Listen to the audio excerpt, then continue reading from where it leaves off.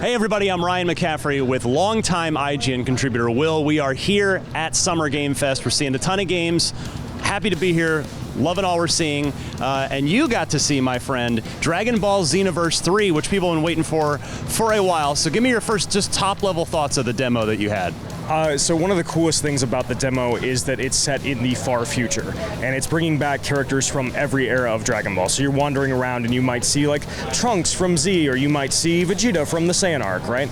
And all these characters are kind of coming together in this far future setting where it's like, oh, why is Bulma here? Like, that's a little bit weird. Shouldn't she be really old, or like long dead?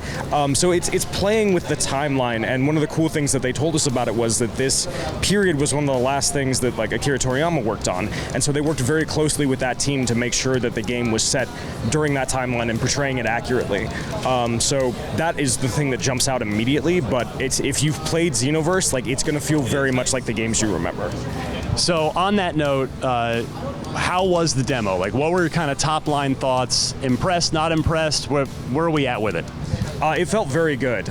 So they dropped us into a mission where we were just kind of going through, fighting a lot of guys. It ended with a boss fight against Broly, which was very intense. I have a very funny story about that, but one of the things that's neat is if you've never played Xenoverse, it is a team-based game, so it's you, your created character, and then several other characters who join you. In this case, those characters were original for this new timeline that you are kind of teaming up with.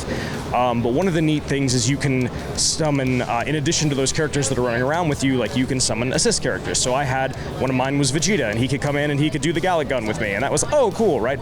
But there's also this mechanic where you can take the soul of another character into you. So I could play as Trunks. I could be like, cool, Trunks, come down here, I'm gonna play as Trunks, have access to all of his moves, all of his abilities, and it was this incredibly awesome power-up. And then in addition to that, you had these really cinematic supers. I had this really crazy Kamehameha that, like, you're kind of aiming and you're trying to get as many people in it as you can, and I think I hit maybe like 10, 15 guys with it.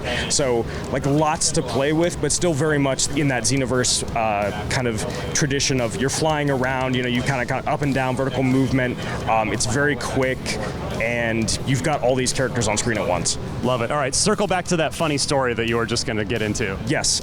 So one of the things that Broly does, if you're familiar with the character, he loves to do like big energy, like shield explosions. And so I'm trying to hit him, and he keeps doing it.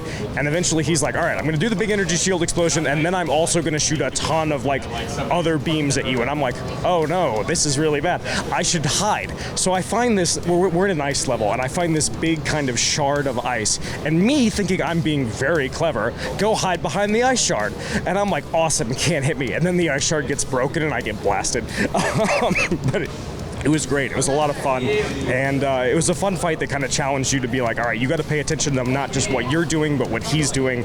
React to that. Use those abilities that we talked about. Love it. You also got a chance to do a little Q&A with the development team. So what did you learn in that?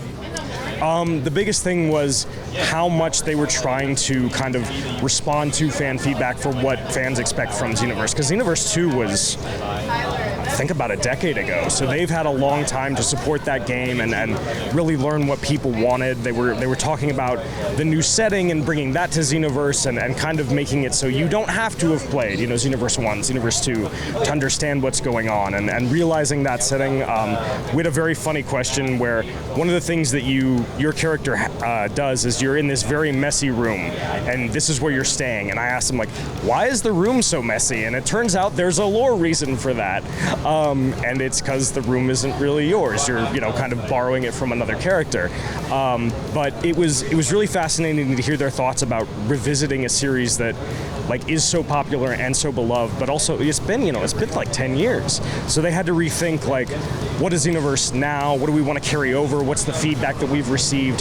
How do we give people this experience while bringing in these new characters, while bringing in this new setting, and then doing, like, these really exciting new mechanics where, like, you can play as Trunks briefly, or you can call in Vegeta and have him do this stuff, and all these new original characters that are also, on the field with you. So as someone who has spent time with the series before, coming into this, where were you at, like, hype level wise, excitement wise, and coming out of the demo and the Q&A, where are you at with it now? So coming in, I didn't really know what to expect, right? Because like Xenoverse 1 and Xenoverse 2 are very similar games. Their setting is very similar. Coming out of this, I was like, oh, they're doing something that feels very different just because of the new setting and the stuff with the new original characters that are there and the new mechanics. So I think, you know, for people who have been playing Xenoverse for a while and are really interested in those games and dedicated to those games, like you are going to see something that feels, at least to me, very different than what you've seen, but also very much like Xenoverse. Like it's exciting, it feels new. There's some mystery to it. You know, you want to figure out what's going on in this new timeline, how these characters are fitting together. You know, why is Bulma still here? Truly is a question, right? So I came out really interested to see what else they show. Love it. I guess last thing would be any sort of unanswered questions for you after this? Like, what do you still, any yellow flags that you're still like maybe concerned about that the demo and Q&A didn't answer, or are you kind of locked and loaded at this point and we're just ready for this thing to come out? I don't know if it's a yellow flag, but the demo was largely combat focused, very mission focused, so I'm curious to see what the hub world looks like in Xenoverse 3, like what the character interactions where you're wandering around look like. I got to briefly experience that, but it was largely like, we're going to show it to you a little bit and then we want to get you into this mission to play with these new mechanics. So I think, you know, if you've played Xenoverse before, those hub worlds are places where you spend a lot of time, you know, outfitting your team and talking to the characters and, you know, playing multiplayer with other people, right? So you spend a lot of time there, and I really did want to see more than what we got. Will, thank you so much. Dragon Ball Xenoverse 3, one of many games we've been seeing here at Summer Game Fest. For more from everything in the gaming industry, which is all centering right here in Los Angeles right now, keep it tuned right here to IGN.